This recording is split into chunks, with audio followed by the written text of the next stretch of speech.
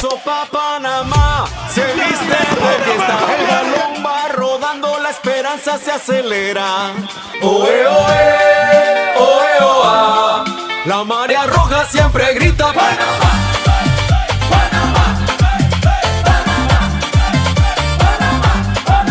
Oe, oe, oe, oa, la marea roja siempre grita Panamá. Okay, here we go, guys. It is still match day 1. We are on day 5. We have 2 more days left of match day 1, and it's been a great tournament so far.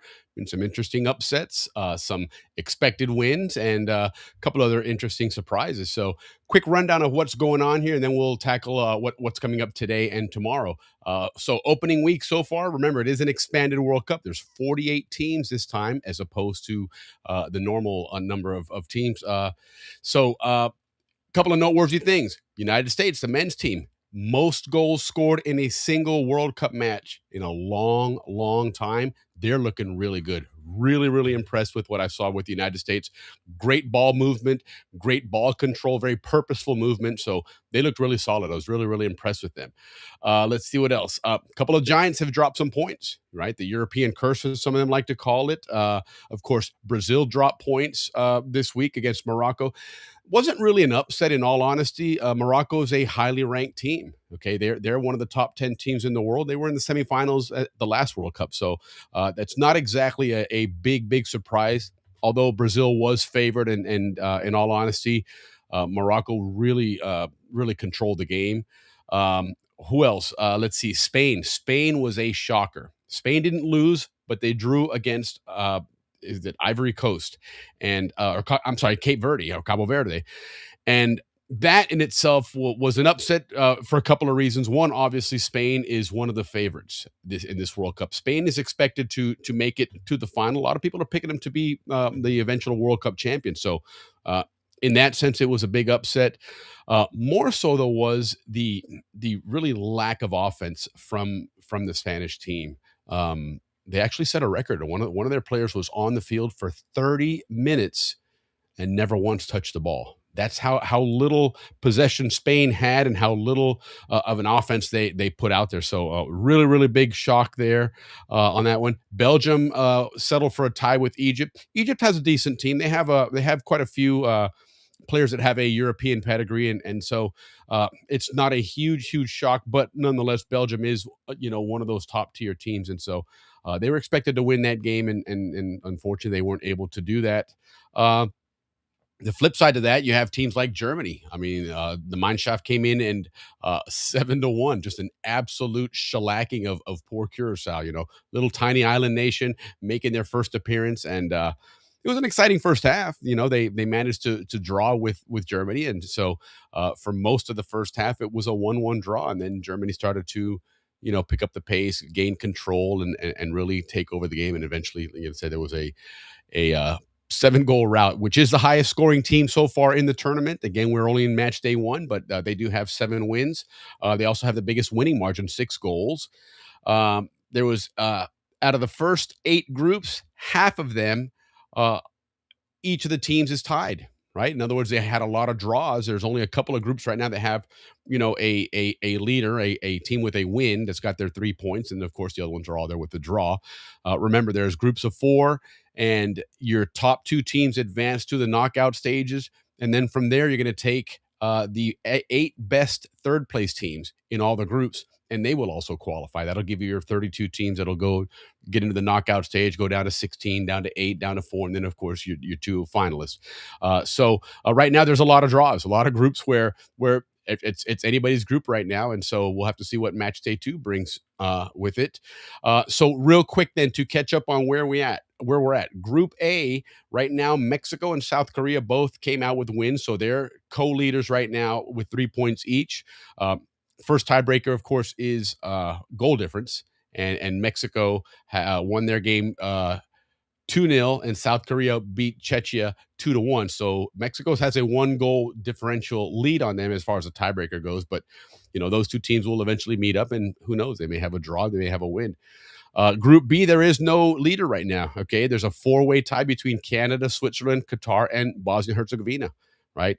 All four of those teams drew 1-1. So right now, each of the teams has 1 point. It is a four-way tie there.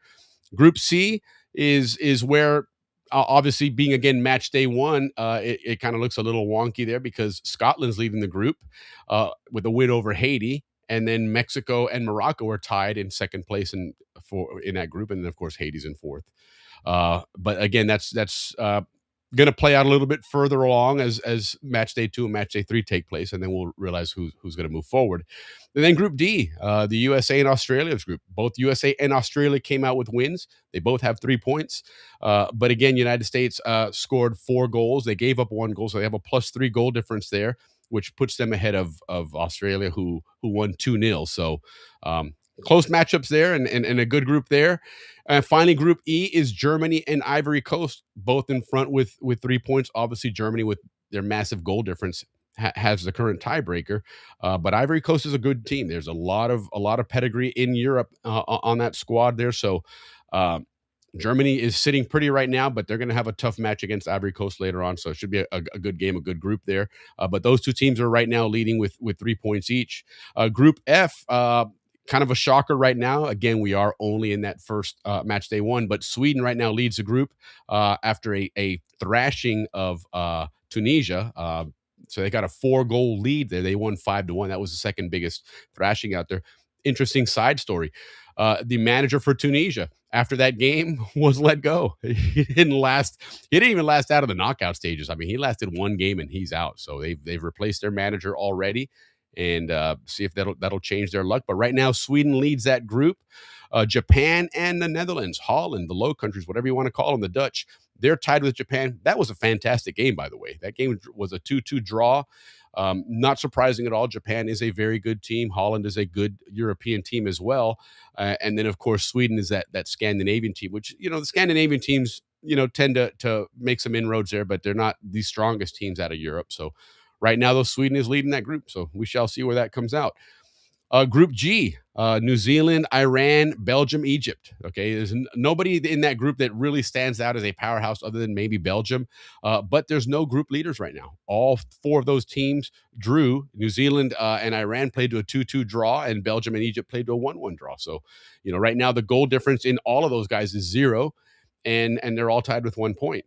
And then finally, Group H, and this is all the groups that have played their games already. That one again, no winners there. We have 4-way tie between Uruguay and Saudi Arabia, who drew 1-1, and then as we talked about earlier, Spain and Cape Verde with a 0-0 or a 0-0 draw there as well. So no leaders in that group yet.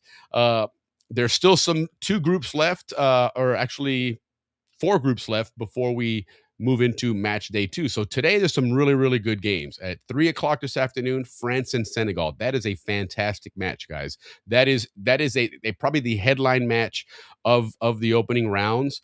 Some people will argue that the England-Croatia game tomorrow may be that one as well. But either way, great game today. France-Senegal.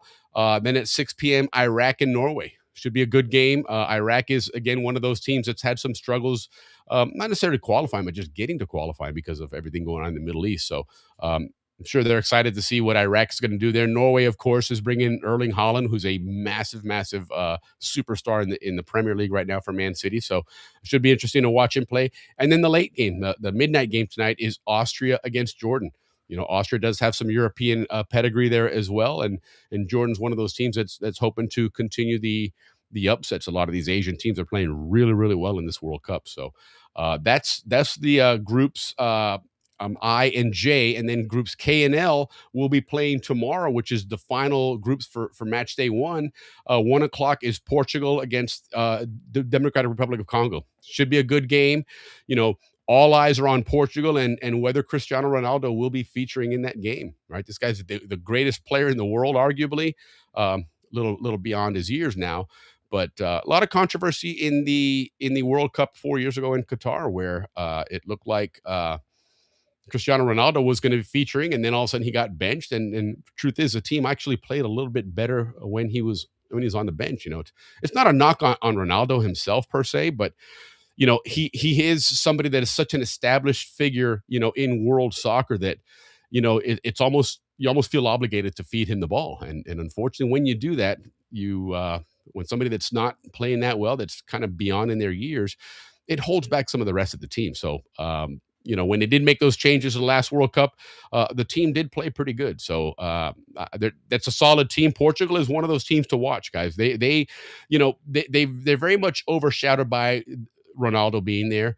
But the truth is, the other players on that team are absolutely fantastic players. There's a lot of players playing in England and Europe on that Portuguese team. So looking forward to seeing what they do in their match. And then 4 o'clock tomorrow is England Croatia. Again, that should be a great match. Two teams with not only some great pedigree but some recent successful history. England in the Euros 2 years ago made it to the finals. Right, they made it to the semifinals in the World Cup. So it's a great team. It's a good team. There was some shocking omissions from that team when Tuchel named his starting squad. So we'll see what happens there. Croatia's a great team. They've won, European tournaments. They have a lot of great players. They're a little bit old though, okay, and that's the thing about it. Some people are wondering if they're going to play these superstars that have carried them now for 8 or 10, 12 years, and do they still have the legs to do that? Against England. So that should be a great game. Then the evening game, that's the one we're all looking forward to. That is Ghana against Panama. Really looking forward to that one. We're going to do a live watch along for that game, so that should be a lot of fun to watch. Ghana is an interesting team. Of one of their starters, Thomas Partey, who plays for Arsenal in England, was denied entry into Canada because he has some pending rape charges on him. Actually, I hate to say that, but so the Canadian government did not let him in, and he's a key part of that team. A lot of people have been saying that Panama is the fourth team. To quote Zlatan Ibrahimovic, who's, I'm a huge fan of his, but wasn't really a fan of this quote. But he said they're going to be the punching bag of the group, and I'm not really thinking that's the case, especially this game against Ghana. I really like Panama's chances here for a couple of reasons. Panama, first of all, has played some good soccer going into the World Cup. Their qualifying rounds were pretty tough, and they played really well, scored a lot of goals. So I like where Panama's going there with that. When you look at Ghana, there's a couple of things to keep in mind when it comes to that team. They do have some quality players. They do have some players that are playing in Europe right now. However, a couple of things to keep in mind. Ghana came into this World Cup with a brand new manager. This guy was just appointed a month or two ago, so he hasn't been there very long. And although he's a very experienced manager. I mean, he was a manager, assistant coach for Manchester United for several years. He coached Real Madrid. He's coached a couple other World Cup teams. He's very technical. Okay, he runs a very, very sophisticated system. A lot of work, a lot of technical work required on that. And I'm not sure that that's something that you want to go into with just a month of preparation before the World Cup. And that's what you're facing with Ghana. Another thing that I look at with Ghana, and I've said this before, they're not a very disciplined team. Right. I watched them during the African Cup of Nations. I've watched some of their qualifying games and went back to watch them. They get a lot of yellow cards. Okay. It's a team that you can really easily frustrate.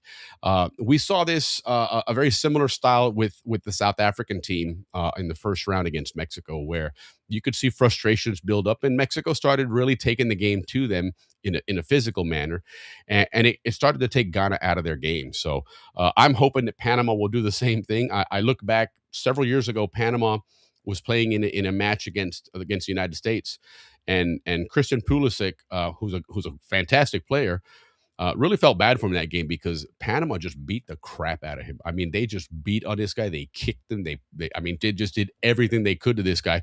Took a lot of yellow cards, but it frustrated the United States. It frustrated Pulisic. It really took them out of their rhythm. And I feel that if Panama can bring that type of physical game to Ghana, they can get these guys out of their rhythm, get a couple of yellow cards, maybe a red card like that Mexico-South Africa game, and all of a sudden, I like Panama's chances. One way or the other. I think this is going to be a great game. I'm looking for, hopefully Panama can get an upset here, maybe even pull off a draw on that. But either way, should be a great game. It'll be at 7 p.m. Eastern time, and we're going to definitely try and do a watch along for that. And then the final game, which will close out that group, is Uzbekistan and Colombia. part of Group K. Colombia's looking to bring some of that South American flair into Mexico. They're a great team there. Uzbekistan is going to make history as one of these newer teams that has never been there before. But that should then close out match day one, and we'll get a better idea of how the tournament's going to shape out. But so far, like I said, it's been a great tournament. There's been some really, really good matches. The thing about soccer, if you're not a soccer fan and follow the game all the time, a 0-0 match can be an amazing game. Okay. It doesn't have to always have goals to make it an amazing game. Certainly goals help. But we've seen some teams there that aren't scoring a lot of goals, but are playing some exciting games. And we've seen some that are, the other way, in all honesty, unless you're a fan of Germany, that game was really boring to watch. It was just, it was, giants against minnows, and it really showed there. What we really want to see is exciting games. Right now for me, probably the most exciting game was probably the Japan Netherlands game. What a fantastic game, end to end, a lot of running, a lot of shots on goal, a lot of action there. So looking forward to seeing more of that in that second group. So far right now, again, a couple of storylines that are going on. That European curse, okay, is the European curse, going on with this tournament. Spain, Belgium, Switzerland have all dropped points. Again, Spain was the biggest shocker there, but some of those other ones were like that. England and Portugal, are they going to be upset? England, I'm not sure that would be an upset, and it's against another another European team, so not sure it's really a European curse per se. But that should be good. The Portugal game is the one I'm really looking forward to seeing and see what kind of team is going to play, moving forward in the World Cup. I'm a big fan of Cristiano Ronaldo, being a Manchester United fan. But I also recognize that there's some really quality players on that squad that if they're allowed to play their game and not worry about having to give the ball to Cristiano Ronaldo, we should see some success there. So really looking forward to that. And once that first cycle is completed tomorrow night, we will know who the real contenders are, who the shocking teams, the unexpected teams are, and then we should see the World Cup continue to play out. So far, though, I've got to say, great job, FIFA. I know there's been some controversy regarding, the Somali ref that wasn't allowed in, and of course that player from Ghana, which I'm not complaining about. But all in all, I think it's been a fantastic tournament. I think it's.